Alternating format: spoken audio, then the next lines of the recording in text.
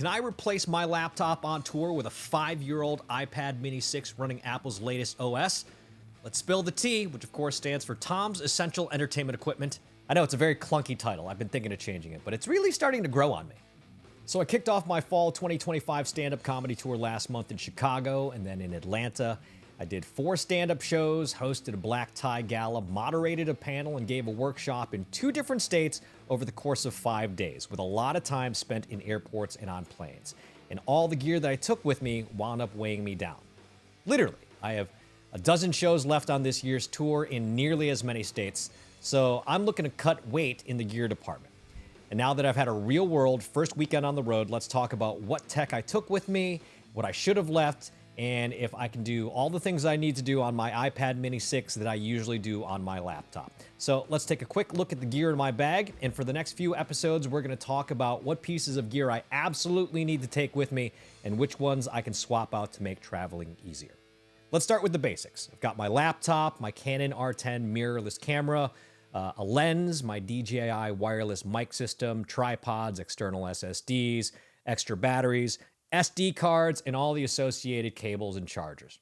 All in all, this gear bag alone weighed in at about 12 pounds, which is not a lot, except that I also have a guitar, a 30-pound suitcase with clothes, and a 45-pound merchandise bag. So every ounce that I don't have to carry is going to make a big difference. And this week, we're going to look at the heaviest piece of gear in my bag, my computer. We're going to see if I can replace that with my iPad mini 6. Now, let's talk about why I bring the Mac with me at all. First of all, I need to be able to edit videos for this channel and others using Final Cut Pro. I need to be able to record and edit audio using Logic Pro, and I need to edit photos using Pixelmator. Now, there are also occasions that I'm giving a keynote like I did at this year's Military Influencer Conference in Atlanta, so I'm going to need to use PowerPoint. So I need to be able to edit those slides and make changes if I need to, and I need to be able to connect peripherals like solid-state drives and flash drives and occasionally HDMI cables into projectors. And if I'm being honest about it, I just type faster on mechanical keyboards. When I need to edit videos and do frame-by-frame edits, it's just easier to do on a laptop. When I need to edit photos, I'm just familiar with the UI, and when I need to update my presentations, it's faster and easier to do on a laptop. But if the plan is to ditch the 2.95-pound MacBook Air and use the less than 1-pound iPad mini, can I do it all with Apple's new OS26? And the answer is yes, kinda. Let's start with Final Cut. Now, I worked for Apple for a few years in the early 2010s, and I'm in the Apple ecosystem, so that's just the way it is. And I've been using Final Cut for nearly 2 decades, so optimally, I would use Final Cut Pro for iPad. But the iPad version of Final Cut Pro, A, doesn't work on my iPad mini 6 because it requires an M-series chip, and the mini 6 only has an A15 Bionic chip.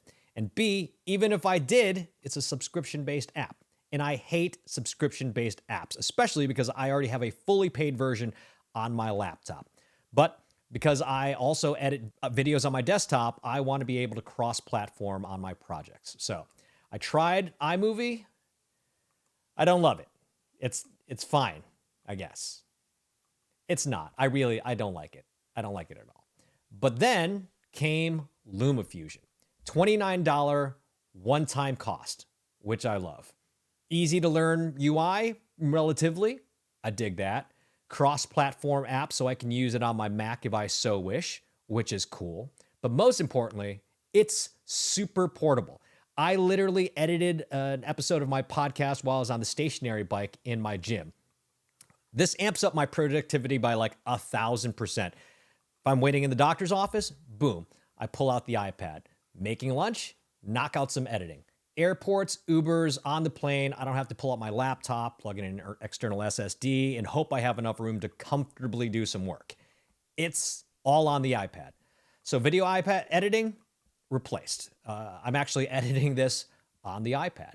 Now, I have some friends who work in the film industry here in Los Angeles who swear by DaVinci Resolve, and some of you are probably screaming at whatever device you're watching this on.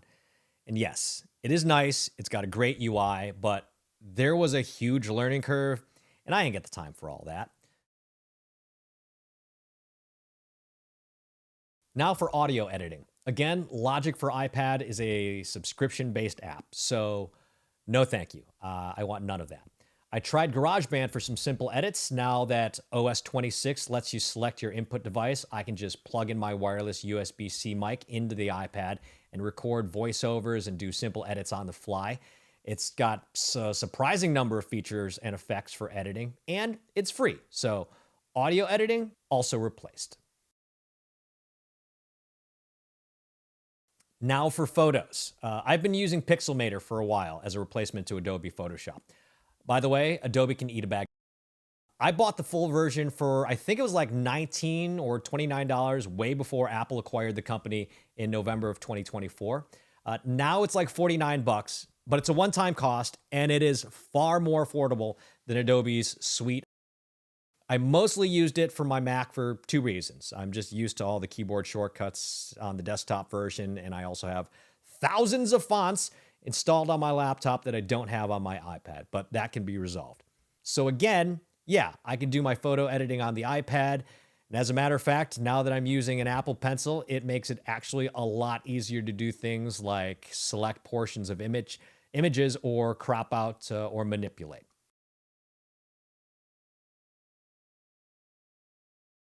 Now let's talk about PowerPoint, which seems to run fine off the iPad. I can edit the data, I can reorder the slides, I can run the presentation with a swipe, and it's just a matter of connecting the iPad to a projector, which is usually done with an HDMI cable. And that brings me to the final point, connecting peripherals. Now that the iPad has USB-C support, I can connect the same USB-C hub that I use on my laptop to connect the iPad to a monitor or a projector, and I can use this high-end slideshow remote to advance the presentations back and forth. So there it is, the 4 most important hardware and productivity reasons I bring my laptop on tour with me all got replaced with a 5-year-old iPad mini 6. Now my MacBook Air weighs in at about 2.95 pounds, nearly 3 pounds, while the iPad mini 6 clocks in at just under 1 pound. So I'm shaving nearly 2 pounds off my gear bag, and really, it's more than that, because now that I'm not bringing the laptop, I can actually use a significantly smaller gear bag. This travel bag by itself weighs in at 3.3 pounds, while the new bag weighs less than a pound. So I'm taking a total of nearly 4 pounds off my back by leaving the laptop.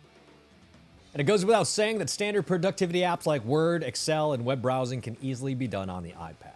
So there it is. In 2025, I can easily replace all the professional creative production apps I need on my laptop with an iPad mini 6, a 4-year-old device running Apple's new OS26, and I can save 4 pounds in the process. That's it for Spilling the Tea. This is a segment from my podcast, Comedy on 11, where I talk about comedy, music, and the gear I use to make both. Listen to the whole thing on your favorite podcast player. Like, subscribe, and tell a friend, and remember to turn the laughs up to 11.